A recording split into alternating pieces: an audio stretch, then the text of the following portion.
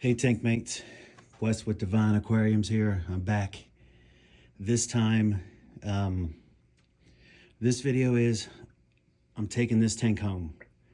One of the reasons why I haven't been uploading videos, I started a new career. I have a little bit more traveling than what I'm used to. So I haven't been able to make a lot of videos. So since I don't work, technically I work for a different company, but I still come to my old company to do training. But I'm taking this tank home. I'm going to get rid of the 55-gallon glass because I want to get rid of all my glass. So what I'm doing right now is I'm getting all of my Marine Pure.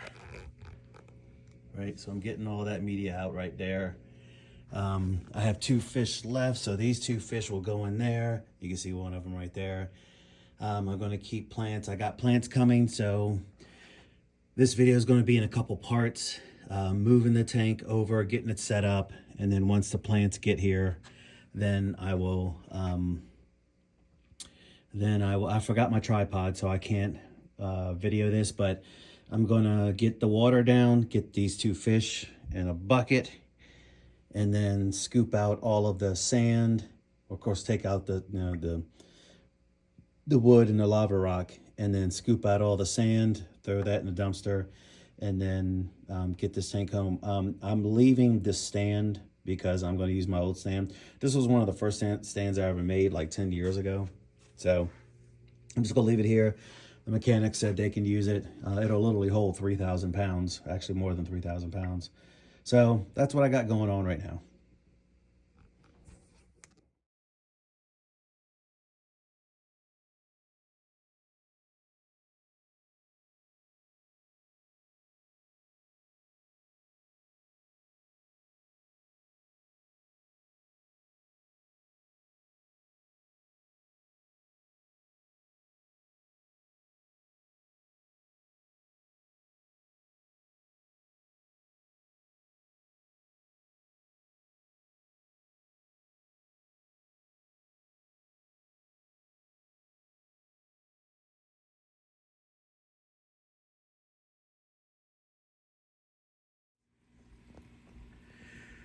Okay, tank mates. Part 2.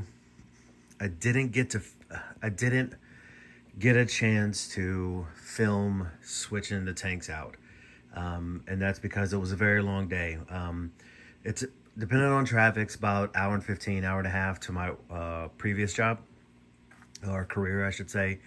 And there was traffic, so it actually took me 2 hours to get there. And then because where the tank is and where the exit door is, where I usually dump that, I have to do that in 5-gallon buckets. Of course, I don't always fill it up to 5 gallons because, well, it gets heavy. So I had to do that by bucket. You can see my little Corys there. They're eating in the corner. So, couple things. I ordered Seachem's black sand, and they sent me the regular sand, which is kind of red. I really wanted the black sand. I don't mind the red, but I really wanted the black sand. That's what they call it. I hope this is good enough to where it doesn't hurt my Corys. You know, they're barbells. They seem to be doing fine with it. But, so I didn't get a chance to film that. This, I could just take a hose and go out to my sliding glass door. So that went fine. It was rinsing this stuff. Of course, everybody knows with the Seachem stuff, rinsing it takes a lot. And this is almost 24 hours later, and it's still a little hazy, so I got to do a little bit of a water change. But it was a long day. Not even 24 hours, maybe 12 hours. Because I got back here, probably around 2 or 3 o'clock in the afternoon, and by the time I got done draining the other tank, catching all these Corys, which are fast. I have one auto sinkless that I gotta get him some more friends. I didn't get these fish in here until maybe 10 o'clock at night, and then I stayed up for another 2 hours just to make sure everything was okay, acclimating to the pH level. I did get a golden spotted pleco. So, and I made sure I didn't get any of this. I love this tank, But all along the bottom and L shape is where the exit tubes are for the tank. And you could see how it pushes it up, which is also keeping this cloudy. So I got to put more polyfill in it. So it pushed it up more. So I got to put something there. But my cories are loving right here. I got some more plants to put in. As you see, I gotta fix that plant right there.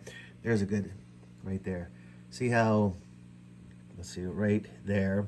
See that big divot? All this was level, but these, it starts like right there. It goes all the way over, and then up here. Once it gets clear, you'll be able to see them. I'm going to do another water change, but there's the tank. I didn't really scape it too much because I got plants coming, and then I really aquascape this thing. Also, we'll save this for later. We'll save this for later. But I got a whole bunch of marine pure balls in there. And then, I forgot what that is from Seachem. But I got a couple more chambers. So I'm gonna move the heater. The heater normally goes right there. See, look how red that is. I'm gonna go ahead and change that now. But the heater usually goes on that side right there. And then that's what that's for. But I have these two chambers.